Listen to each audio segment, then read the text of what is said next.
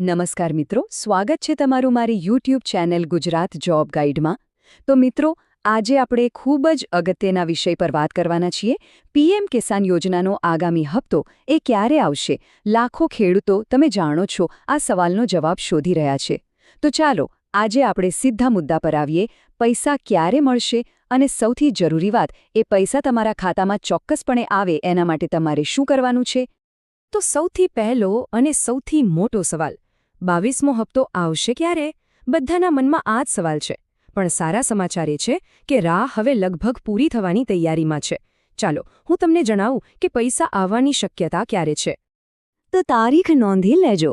અત્યાર સુધીના ટ્રેન્ડને જોઈએ ને તો એવી પૂરેપૂરી સંભાવના છે કે 2000 રૂપિયાનો આ હપ્તો માર્ચ 2026ના પહેલા કે પછી બીજા અઠવાડિયામાં સીધો જ તમારા બેંક ખાતામાં ટ્રાન્સફર થઈ જશે.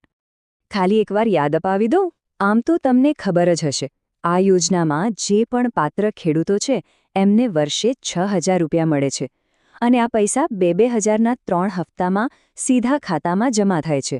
જુઓ, આ રકમ નાની નથી, એટલે એ ખૂબ જરૂરી છે કે એ આપણા સુધી બરાબર પહોંચે.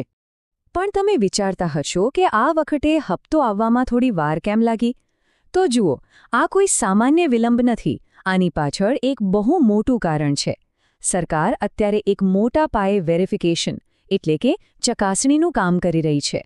સરકારનો હેતુ એકદમ સ્પષ્ટ છે. એમને ખાતરી કરવી છે કે પૈસા ફક્ત એવા જ ખેડૂતોને મળે જે ખરેખર એના હકદાર છે. એટલે જ એ લોકો એક સ્વચ્છ અને પારદર્શક લિસ્ટ બનાવી રહ્યા છે, જેમાંથી ખોટા કે જે લોકો લાયક નથી એવા નામોને હટાવવામાં આવી રહ્યા છે. અને આ ચકાસણી કેટલી મોટી છે એનો અંદાજો તમે આ આંકડા પરથી લગાવી શકો છો. 70 લાખ. વિચાર કરો, ખાલી છેલ્લા 21મા હપ્તા વખતે જ 70 લાખ જેટલા નામો લિસ્ટમાંથી કાઢી નાખવામાં આવ્યા હતા. આ બતાવે છે કે એક નાનકડી ભૂલ પણ તમને આ લાભથી વંચિત રાખી શકે છે. તો સવાલ એ થાય કે ભાઈ, આટલા બધા નામો કેમ કાઢી નાખવામાં આવી રહ્યા છે? એવી તે કઈ ભૂલો થઈ રહી છે જેના લીધે ખેડૂતોને એમના હકના પૈસા નથી મળી રહ્યા? ચાલો હવે એના મુખ્ય કારણો પર એક નજર નાખીએ.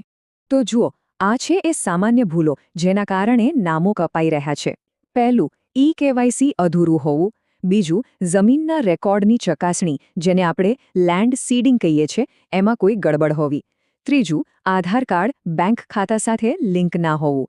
આ સિવાય જો એક જ પરિવારમાંથી 2 લોકો લાભ લેતા હોય અથવા જે લોકો ઇન્કમ ટેક્સ ભરે છે એવા લોકોને પણ લિસ્ટમાંથી દૂર કરવામાં આવી રહ્યા છે.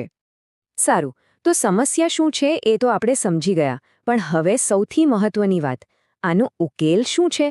તો ચાલો હવે હું તમને એકદમ સરળ 3 સ્ટેપનો પ્લાન બતાવું છું. આટલું કરી લેશો તો તમારો આગામી હપ્તો પાક્કો થઈ જશે. તો આ છે તમારો એક્શન પ્લાન. બસ આ 3 કામ કરવાના છે. પહેલું, તમારું ઈ-કેવાયસી પૂરું કરો. બીજું, ચેક કરી લો કે તમારા જમીનના રેકોર્ડ એટલે કે લેન્ડ સીડિંગ સરકાર દ્વારા વેરીફાઈ થયેલું છે. અને ત્રીજું અને સૌથી અગત્યનું, તમારું બેંક એકાઉન્ટ આધાર સાથે લિંક થયેલું હોવું જોઈએ. આ 3 વસ્તુ વગર હપ્તો નહીં આવે, એ વાત એકદમ સ્પષ્ટ છે. ઓકે, તો માની લો કે તમે આ બધું કરી લીધું. એ પછી છેલ્લું પગલું એ છે કે તમે જાતે જ ચેક કરી શકો છો કે બધું બરાબર છે કે નહીં. આનાથી તમને એકદમ પાક્કી ખાતરી થઈ જશે કે તમારો હપ્તો ટાઈમસર આવશે. આ કામ ખૂબ જ સહેલું છે.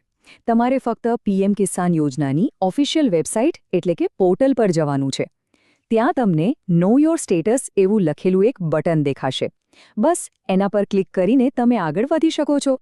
હવે જ્યારે તમે તમારું સ્ટેટસ ચેક કરો ત્યારે તમારે ખાલી આ 3 વસ્તુઓ જોવાની છે: ઈ-કેવાયસી, લેન્ડ સીડિંગ અને આધાર બેંક લિંકિંગ. આ ત્રણેયની સામે હા લખેલું હોવું જોઈએ. જો 3 જગ્યાએ હા લખેલું છે તો સમજી લો કે બધું ઓકે છે, ગ્રીન સિગ્નલ મળી ગયું છે. પણ જો આમાંથી કોઈ એકની સામે પણ ના લખેલું દેખાય તો ગભરાવાની જરૂર નથી, પણ એને હળવાશથી પણ ના લેતા. તરત જ એક્શન લેવાની જરૂર છે. આ ભૂલને જેટલી જલ્દી સુધારશો એટલું સારું. તો જ માર્ચ મહિનાનો હપ્તો કોઈપણ અડચણ વગર તમારા ખાતામાં આવી જશે. તો છેલ્લો સવાલ તમારા માટે એ જ છે કે શું તમારું ખાતું આગામી હપ્તા માટે તૈયાર છે? હવે રાહ ના જોશો. આજે જ ઓનલાઈન જઈને તમારું સ્ટેટસ ચેક કરી લો. આ 3 સરળ સ્ટેપ્સ એ પાક્કું કરી શકે છે કે તમારી મહેનતના હકના પૈસા તમારા સુધી સમયસર પહોંચી જાય. મિત્રો, દરરોજની સરકારી અપડેટ સૌથી પહેલા મેળવવા અમારું ટેલિગ્રામ ગ્રુપ જોઈન કરો. લિંક ડિસ્ક્રિપ્શનમાં છે. હમણાં જોઈન કરી લો. તો મિત્રો, આ હતી સંપૂર્ણ માહિતી.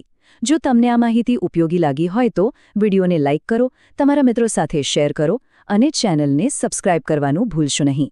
મળીએ ફરી એક નવી સરકારી ભરતી સાથે. જય હિન્દ, જય ગુજરાત.